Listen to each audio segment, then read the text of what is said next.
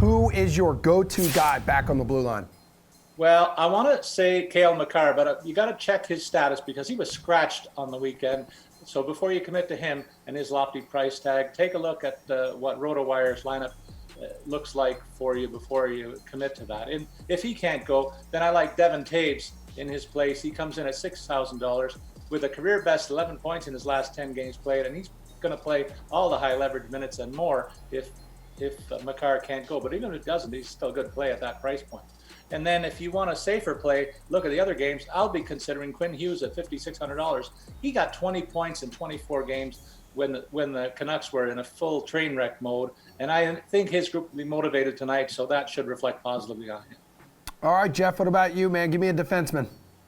Yeah, I think if you're going to pay up for defense, Dougie Hamilton is absolutely fine, especially with Maker, obviously. Questionable.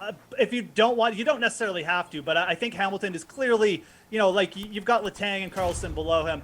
I think with the matchup against Ottawa, Dougie Hamilton is in a pretty clear spot to be the number one play there. So I really don't mind paying up for him. But there's a ton of places you can pay down. I agree with Paul. Like Quinn Hughes is a very good play there at 5,600. I do expect like the Vancouver team as a whole, they're not very good, but their offense is definitely better than what they've shown this year. And I think Hughes should benefit from the coaching change just as much as anyone there. Still going to get tons of power play time.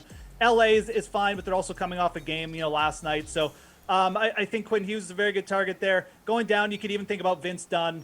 But a little bit of a tougher matchup there. So lots of places you can go on D. If you're going to pay up, though, just go all the way up to Hamilton.